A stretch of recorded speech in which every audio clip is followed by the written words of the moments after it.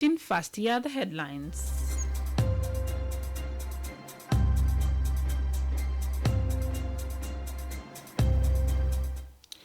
A U.S. senator says South Sudanese leaders are the greatest obstacle to realizing the country's prosperity as they continue to rule without legitimacy. An official has expressed worries over the safety of hundreds of Benty residents who unilaterally started clearing weeds on the Nam River. And authorities in northern Barkazal says prices of some basic commodities have dropped by 50% after the government imported sorghum from Sudan recently. These stories and more coming to you in this news bulletin with me, Yar Ajakdeng, and now the news in detail.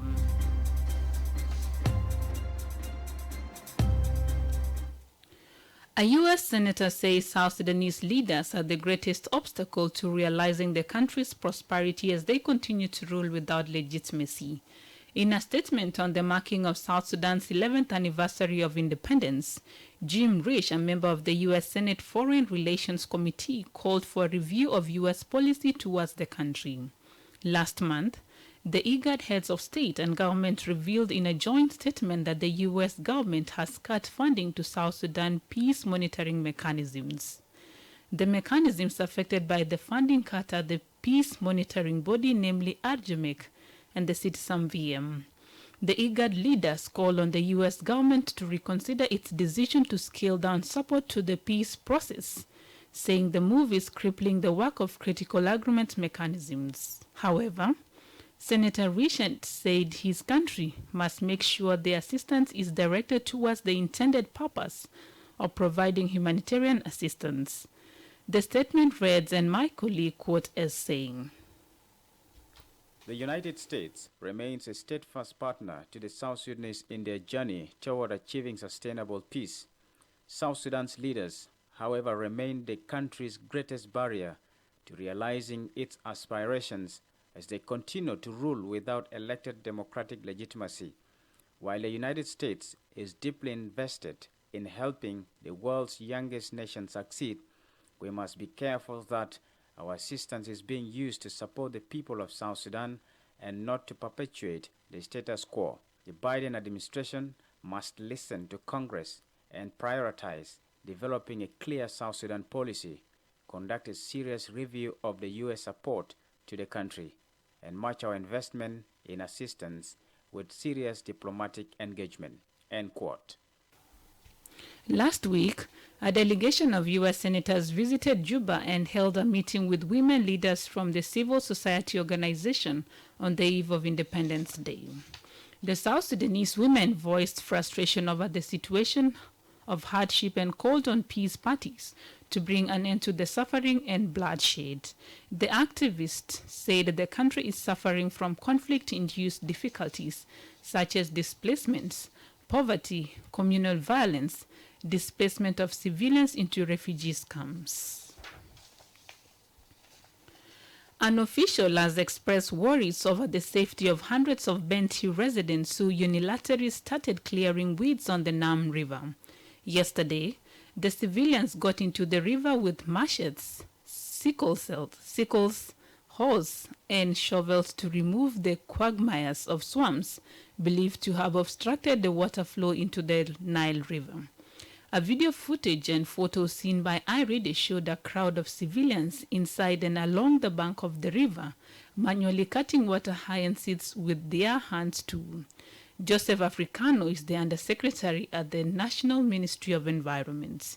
He warned the defiant locals against aquatic animals, including snakes. Since these presentations were live, people saw the bridge, they saw the weeds, and hundreds have jumped to the river in order to remove those weeds. And I think that is a safety concern because we have snakes, we have other aquatic animals, and we don't want to lose lives when people would like to save lives. The move came a few days after President Salva Kiir suspended dredging-related activities on the Nam and Barkazal Basin pending environmental impact assessments. However, in the national capital, Juba, environmental experts and academia continue to voice fears of possible dangers of the project. They called on the government to first carry out an environmental and social impact assessment before dredging the Nile tributaries. This is iRadio 1 o'clock news bulletin. The Minister of Investment has blamed the controversy over dredging in the country on lack of transparency. Dr. Theo Mathok says he was not aware of the plant and arrival of the dredging machines in South Sudan. Last month, the government of Unity State received heavy equipment and machineries to dredge the river Nam in Barkazal region. This sparked public outcry, with some criticizing the move, citing importance of feasibility study before the project can commence. As a result, President Salva Kiir on his 11th independence anniversary suspended all the dredging activities in the country. Speaking during the public consultation on the Nile River management in Juba yesterday, Investment Minister in the Unity government said lack of transparency led to the controversy. We must have to be transparent, and maybe the absence of transparency is the reason why there is outcry now in South Sudan when this issue of dredging came up. I was surprised to hear now that there are equipment and machinery were actually brought from the Egypt as a gift to the country, to people of South Sudan, and they were not announced. Me, myself, as a member of the economic cluster, I didn't know this. I thought it was actually a rumor, passed in the social media, but to find it now, it is reality. It should be announced. The Egyptians have been announcing what they used to give to people of South Sudan, including medications. When they bring medicine, they are announced here at the airport, the camera go there, and then they are shown. Why not these things is not announced? And this is where the problem comes, Your Excellency. We must have to be transparent in addressing the issues of this country. Lake State Minister of Parliamentary and Legal Affairs has called on his colleague of General Education and Instruction to release teachers who are still in detention. Last month, more than 30 teachers were arrested for allegedly causing commotion over ARIAS-related grievances when they demanded for salary increments. Following the incident, some other teachers were also arrested and put behind bars for allegedly supporting their colleagues. About 30 were later freed. The government said the teachers were impatient to give time to the State Ministry of Education to calculate their dues, adding that the teachers did not listen to the plea. According to the authorities, the primary and secondary school teaching staff attempted to stop their colleagues from receiving payments and wanted to assault the cashier, a move prompting their arrest. Parliamentary and Legal Affairs Minister Mayen Chol said 6 of the teachers are still in jail. He now calls on the State Minister of Education to release the remaining teachers and handle the matter through legal procedures. Chol spoke to iRadio yesterday.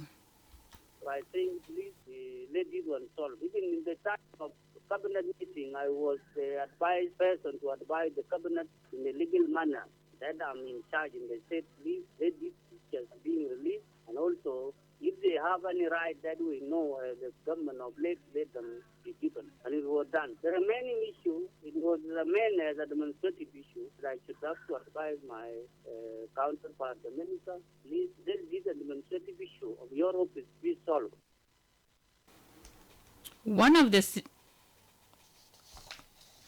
And finally, before the international news, authorities in Barkazal say some basic commodities prices have dropped by 50% after the government imported sorghum from Sudan recently. Since last month, the state received a total of 25 trucks loaded with sorghum, mainly from Sudan's Sennar state. However, this is yet short of the expected 600 trucks aimed to stock enough food in the states. The food stock reportedly purchased by the national government is being sold in the state's counties at a subsidized price. William Anyon, who is the Northern Barkazal State of Information, spoke to iRadio about the decrease in food commodities prices.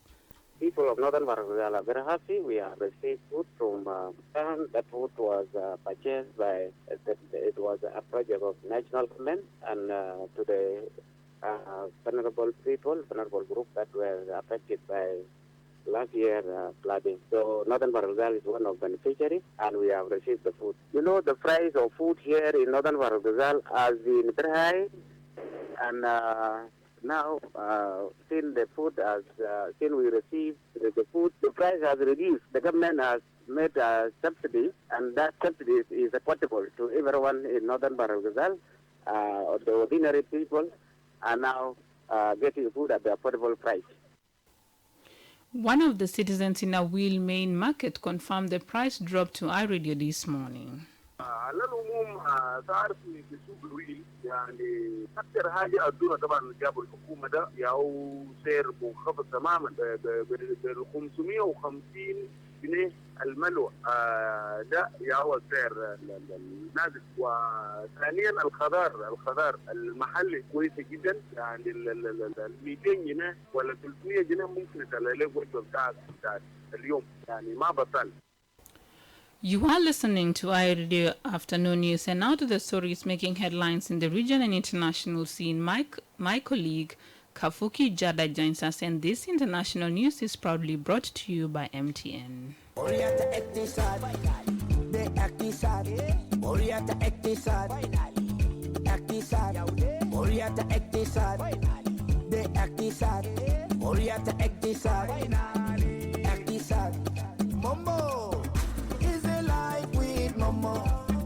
Mama is alive with mama. Mama is alive with mama. Mama is alive with mama. Mama, maternity to better boom, better boom. It is struggle for Medina. Yala answer MTN mobile money. Ijibula ita fursa bedun ko. Alam guru staki wele bi woduru. Alam guru staki wele bi seregu. Delena trust MTN mobile money. Oriata Ektisad. Thank you, Yara Jack. And now to the regional and international news. A night curfew has been imposed in Gambella City in western Ethiopia as part of efforts to control illegal activities, the authorities have said. The city was last month a scene of violent confrontations between the government and two armed groups. The groups, the Oromo Liberation Army and the Gambella Liberation Front, control parts of the city for hours at the time in what the former called a joint operation. Government forces managed to regain control over the city after intense fighting, with reports indicating at least 40 people were killed. Elsewhere, Ghanaian Vice President Mahamudu Bawumia has warned of tougher times ahead of the country's sixth and IMF bailout amid a spiking inflation that hit 29.8% in June. An IMF staff mission concluded a visit to the country on Wednesday to assess the country's economic situation and discussed the aid package. The government has blamed external factors, including the war in Ukraine, for its woes. Finally, Sri Lanka's parliament has accepted ousted President Gotabaya Rajapaksa in resignation, ending rule by a family that wielded power for nearly 20 years. Mr. Rajapaksa quit after fleeing to Singapore amid a mass protest over his mismanagement of the economy. Sri Lanka is in the grip of economic chaos as it faces an acute shortage of food, fuel, and other basic supplies. Mr. Rajapaksa's resignation paves the way for the country to begin the process of electing a new president. This is all from the regional and international news, and back to you, my colleague in the studio. Thank you, Kafuki Jada, for those international news. And now my colleague Emmanuel Joseph Akile joins us with the sports news. In athletics, Tokyo will stage the 2025 World Championship after beating rival beats from Nairobi, Silesia and Singapore. Tokyo hosted the Olympics in 2021 with events taking place a year later than intended and behind closed doors because of the coronavirus pandemic. This year's championships delayed from 2021 begin in Oregon on Friday. The 2023 championships will be held in Budapest and the world's best will again compete at the Olympics in Paris in 2024. In women football, reigning African champions Nigeria qualified for a 9th Women's World Cup in a row when beating Cameroon 1-0 in the quarterfinals of the Women's Africa Cup of Nations in Casablanca. Rashidat Ajibat's 57th-minute header ensured Nigeria will meet host Morocco in Monday's late semi-final and that their WAFCON winning line against Cameroon continues. In Thursday's late game, South Africa sealed their return to the Women's World Cup after a narrow 1-0 win over Tunisia in the Moroccan capital, Rabat. And finally, Serena Williams will continue her comeback next month at the National Bank Open in Toronto, Canada. 23-time Grand Slam singles champion played in her first singles tournament for a year at Wimbledon but did not commit on her future. However, the American 40 has signed up to play at one of the US Open warm-up tournaments beginning on 8 August. She has won the US Open 6 times but is currently unranked, having not won a singles match for more than a year. That's all from the world of sports, and back to you, Yarajak. Thank you, Akile, for those sports news. And now to end this news bulletin, here is a recap of the headlines again.